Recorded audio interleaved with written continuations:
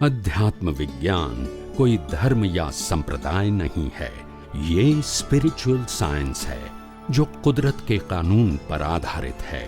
ये विज्ञान पूरे ब्रह्मांड के सभी रहस्यों को उजागर करता है और जीवन के सभी पहलुओं को समझने के लिए एक नई दृष्टि देता है। इसी को आर्ट ऑफ विजन कहते हैं, दुनिया को देखने की एक नई दृष्टि, जो अध्यात्म विज्ञानी परम पूज्य स्वामी श्री कमलेशानंद जी के निर्देशन में सनातन सत्य का अनुसंधान कर हमारे जीवन को प्रकाशित करे। जय सच्चिदानंद। एन्जॉय ना मतलब थाय no worry, no tension, no puzzle, no doership, no ownership, no suffering, just observer. That's your status. Body ને તો બધું જ આવવાનું. યસ કે નો? રોજ સવાર સાંજ બ્રશ કરો તો જાત પડી જ જાય. બોલતા નથી. રોજ અંજન આજો ને તોય મોતીઓ આવે. ખ્યાલ આવ્યો?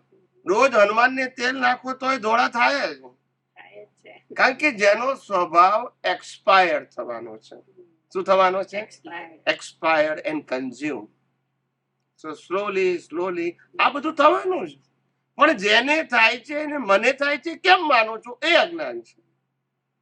બોલતા નથી. જેને થાય છે એ મને થાય છે માનો એ અજ્ઞાન છે. એને કેમ થાય છે પ્રશ્ન નથી, કારણ કે એ તો કુદરતી રચના છે, થવાનું જ. જન્મ્યો છે એ જીવવાનો ખરો ને મરવાનો ખરો, એમાં કોઈ ચોઈસ છે? તો જે કુદરતી બને છે એનું ટેન્શન કેમ? સમજાય છે? જીવન જીવતા નથી આવડતું આપણને. જ્ઞાની ભગવાન તો શીખ્યું છે, જેને છોડતા આવડે ને એ જીવી શકશે. છોડતા આવડવું જોઈએ. Whatever the lose you are happy. શું કીધું? તો તમે ખુશી સુખી છો. ચાલ આવ્યો. બધું હોવા છતાં છોડવું એટલે ત્યાગ નહીં. સમજો મારી વાત. પરિસ્થિતિમાં એવું આવ્યું કે તમારે કોઈને આપી દેવું પડ્યું, પૂછીનું આપવું પડ્યું, સમજીને આપવું પડ્યું કે જબરજસ્તીથી આપવું પડ્યું, પણ ગયો એનો આનંદ માણજો. હવે એટલાની જવાબદારી મારી પૂરી થઈ ગઈ. સમજાય છે? મને દાળ ભાત રોટલી શાક ખાવા મળે છે, I am very happy. This is my necessity. મને પાણી મળે છે, હવા મળે છે, ધીસ ઇઝ માય નેસેસિટી. બાકી બધી તો મેનેજમેન્ટ છે. બોલતા નથી. યસ કે નો? દાળ ભાત રોટલી શાક ખાધા એ શરીરની જરૂરિયાત છે. પાણી અને હવા પણ નેસેસિટી છે, પણ $1 મિલિયન હોવા નેસેસિટી નથી. બોલતા નથી. બાકી અમેરિકામાં તો એવા કેટલાય દાખલા બની ગયા કે ભિખારી પાસે પણ 1 મિલિયન હોય. બોલતા નથી. It is not a big deal. Yes કે no? You can see in a history in a newspaper. Right. It doesn't matter કે you are rich and you are happy. ખ્યાલ આવ્યો? જીવન જીવવું એ એન્જોયમેન્ટ ત્યારે હોય કે જ્યારે આપણને ટેન્શન ના હોય, જ્યારે આપણે બેગર ના હોઈએ. શું ના હોઈએ? ભિખારી. ખ્યાલ આવ્યો? પેલો રસ્તામાં ઉભેલો ભિખારી છે ને એ તો £1 $1 માગે છે, અને આપણે ભગવાન પાસે 1 મિલિયન માંગીએ છીએ. કોણ મોટો ભિખારી એ જ ખબર નથી. યસ કે નો? $1 માંગવા વાળો ભિખારી છે કે પેલો 1 મિલિયન માગે છે? પણ આપણને પેલો ભિખારી લાગે છે અને અંદર પેલો ભિખારી. કુદરત બે ઉપર હશે છે. કારણ કે કુદરત કે છે તારા હિસાબ પ્રમાણે મળવાનું. તું માગે કે સુખ કે તારા હિસાબ થી મળશે ને દુઃખ પણ તું માગે કે આટલો કઈ દુઃખ માગીએ છે એટલે આવે છે. હિસાબ છે તો આવે છે, તો સુખ પણ હિસાબ જ આવશે. માગવાથી આવશે? કાલ મેં નતું કીધું કે આપણે ભગવાનને પ્રાર્થના કરીએ 2 મિનિટ કે હે ભગવાન મને સારી જોબ મળી જાય, મને સારા હસબન્ડ કે વાઈફ મળી જાય, મને સારા કિડ્સ મળી જાય, મને ડિગ્રી મળી જાય, મને સ્ટેટસ મળી જાય. આવું બધું કહીએ ખરા ભગવાનને? પ્રાર્થના કરીએ ઇન ટેમ્પલ. ખ્યાલ આવ્યો? 2 મિનિટ્સ કે 5 મિનિટ્સ અને પછી જતા રહીએ, બરાબર છે. તો આપણે શું માનીએ કે ભગવાન આપણી પ્રાર્થના પૂરી કરશે, કરેક્ટ? પણ પૂજારી કે છે હું 10 વર્ષથી ભગવાન નવડાવું ધોડાવું આરતી બધું કરું છું, તો 10 વર્ષથી પગાર નથી વધાર્યો મારો. બોલતા નથી. It is fact or not? તો જો ભગવાનની પ્રાર્થના કરવા થતું તો પહેલા તો પૂજારી થવું જોઈએ. કેટલા બધા બ્લાઇન્ડ છે આપણે, બ્લાઇન્ડ ફેથ છે. ફેથ કે પણ કેવો છે? બ્લાઇન્ડ. બસ આ એનું ટેન્શન છે. સમજાય છે?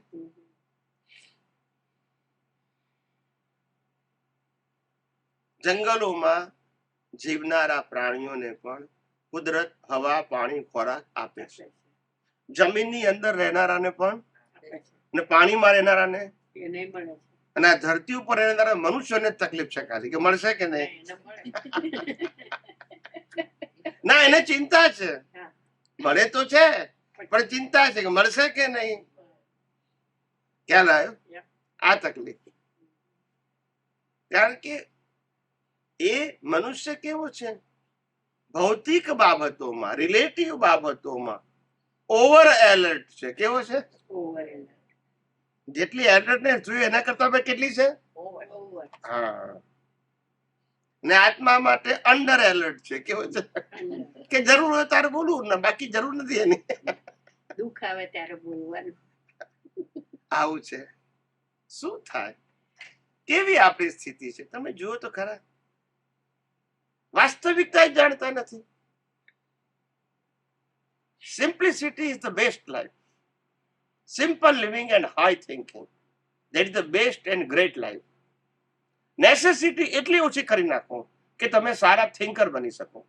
નેસેસિટી એટલી બધી વધારો કે પછી એની પૂરી કરવા માટે જિંદગી પૂરી કરવાની થાય. યસ કે નો? આપણે નક્કી કરીએ કે મારે 5 મિલિયન નો બંગલો લેવો છે, પછી શું થાય? હવે ઓવર ટાઈમ કરો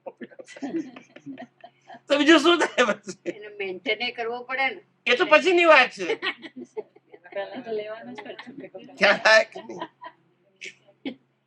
આપણને એમ લાગે છે કે મકાન ના હપ્તા ભરીએ છીએ કે લાઈફ ના હપ્તા ભરીએ છીએ એ જ ખબર નથી. મજૂરી કરી કરીને પૈસા કમાઈને હપ્તા ભરીએ છીએ, એ લાઈફ નો જ હપ્તો છે ને સાહેબ.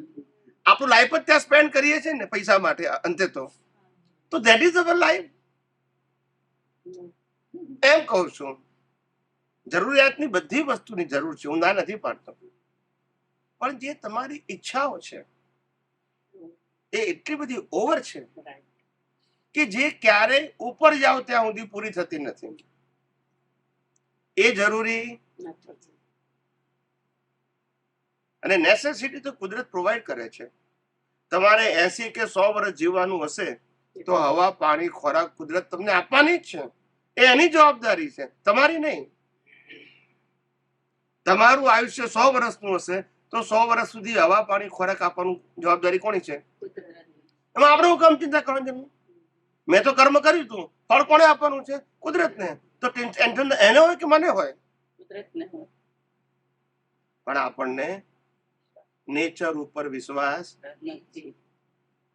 બસ આ પ્રશ્ન છે. વિશ્વાસ નથી. કુદરત ઉપર વિશ્વાસ નથી. જે કુદરતે શરીર આપ્યું, જે કુદરતે હવા પાણી ખોરાક આપ્યા, જે કુદરતે મા બાપ આપ્યા, મા બાપ આપણી ચોઈસ છે? બધું કુદરતે પ્રોવાઈડ કર્યું ને વિથ બર્થ. મા બાપ ભાઈ બહેન બધું કોણે આપ્યું? એ કુદરત ઉપર વિશ્વાસ ને અત્યાર સુધી લાઈફ કોણે ચલાવ્યું? પણ તોય વિશ્વાસ. વિચાર કરો કેટલી આપણી અન્ડરસ્ટેન્ડિંગમાં કેટલી બધી વીકનેસ છે કે આપણે ફેક્ટને એક્સેપ્ટ નથી કરતા. હું ફેક્ટની વાત કરું છું. It's not a viewpoint, it is a universal truth. માં તમારી કાસ્ટ કઈ છે, રિલિજન કઈ છે, કન્ટ્રી કઈ છે એ પ્રશ્ન નથી. when I am talking about the universal truth law, then it is applicable for all and everybody. It is not viewpoint of my or yours, and it is not depend on individual belief કે તમે માનો છો કે નથી માનતા. બધા માટે compulsory છે. અત્યારે સવાર છે તો બધા માટે છે કે એક વ્યક્તિ માટે છે કે હું માનું છું એટલે છે, લોકો હું નથી માનતો જ નથી. ભાઈ કુદરતનો કાનૂન તો બધા માટે હોય ને.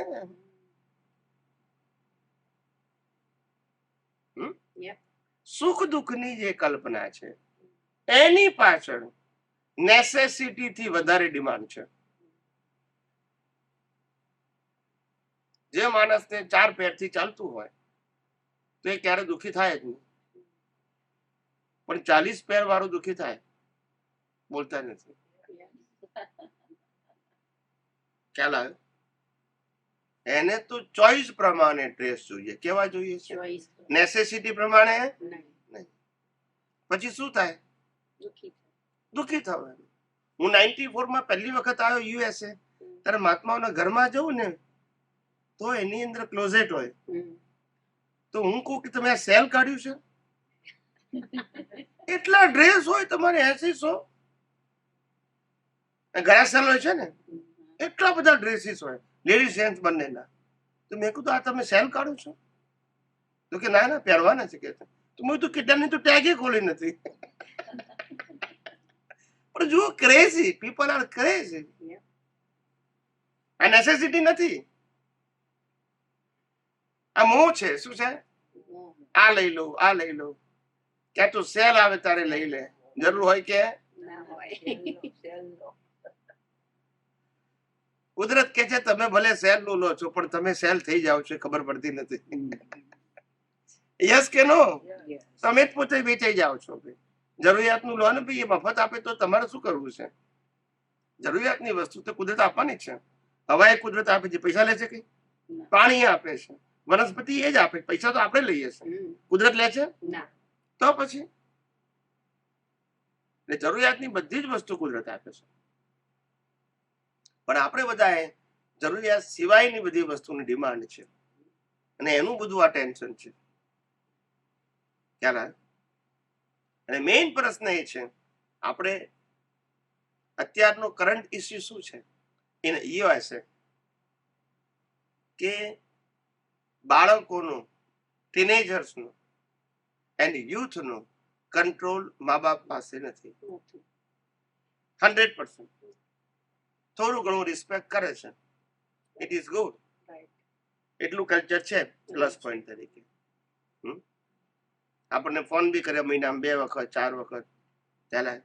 બાકી અહીંના લોકલ તો મધર્સ ડે ને ફાધર્સ ડે કાર્ડ જ આવે, બીજું કશું ના આવે. તમે તમારું જાણો, હું મારું જાણું. પણ એટલું થોડું કલ્ચર છે કે આપણા કરે છે, આપણે કરીએ એ આપણને કરે છે, અને એને લાગે છે કે મારી રિક્વાયરમેન્ટ છે પેરેન્ટ્સ ને, એવું લાગે છે. પણ જે બેઝિક કલ્ચર કહેવાય એ આપણે આપી શક્યા નથી. અને એનું કારણ શું છે? નથી આપી શક્યા એનું કારણ આપણે આપણા બાળકોને પ્રોપરલી ટીચ ના કરી શક્યા વેન દે આર ચાઇલ્ડ. આપણે એક જ ગોલ રાખ્યું, સારું ભણે, સારી ડિગ્રી મેળવે અને સારું કમાય. સંસ્કાર હોય કે બોલતા નથી. ગોલ જ આ રાખ્યું. પછી શું થાય? પછી શું થાય? અમે જયારે નાના હતા અને અમે માસ્ટર ઓફ કોમર્સ થયા, કોઈ દિવસ અમારા પેરેન્ટ્સે અમારા ઉપર ધ્યાન નથી આપ્યું કે તું સ્કૂલમાં હું ભણે છે, તારા કેટલા સબ્જેક્ટ છે, કોઈ લેવા દેવા નહીં. એડમિશન આપી દે, એડમિશન અપાઈ દે અમને બાળ મંદિરમાં કે પહેલીમાં, પછી 7મા સુધી ભણવાનું સાથે જ જવાનું હોય. 8મામાં કોલેજ બદલી તમારે જાતે જ બદલવાની, મા બાપ ના આવે.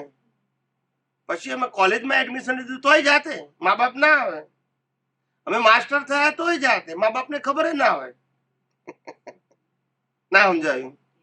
પણ મા બાપે સંસ્કાર આપવામાં ધ્યાન રાખ્યું ને અત્યારે શેમાં ધ્યાન આપ્યું? એજ્યુકેશન. સંસ્કાર ના આપ્યા પછી છોકરાઓ શું થાય? ખ્યાલ આવ્યો? એ લોકોને કહેવાની જરૂર હતી તમારે કે તમે દુનિયામાંથી લર્ન કરો. Money is something but money is not everything. માટે પૈસાની પણ જરૂર છે, એજ્યુકેશનની પણ જરૂર છે, સોશિયલ લાઈફમાં પણ લર્ન કરવાની જરૂર છે, રિલિજિયસ લાઈફમાં પણ લર્ન કરવાની જરૂર છે, અને સ્પિરિચ્યુઅલમાં પણ લર્ન કરવાની જરૂર છે, સોસાયટી માટે અને કન્ટ્રી માટે પણ લર્ન કરવાની જરૂર છે. There are so many fields you have to learn from the childhood. આ તમારે કહેવાની જરૂર છે. લર્નની વાત છે, નોટ કમ્પલસરી. મંદિરમાં જાઓ એવું કહેવાની જરૂર નથી, ત્યાંથી કંઈક શીખો જે તમારા લાઈફમાં કામ આવે. કોઈ પણ સાધુ સંત સંન્યાસી આવે એની પાસે કંઈક શીખો, બરાબર છે. એપ્લાય તો તમારે જ કરવાનું છે ને, પણ શીખશો તો પછી ઓપ્શન આવશે ને એપ્લાય કરવાનો. શીખ્યા જ નથી તો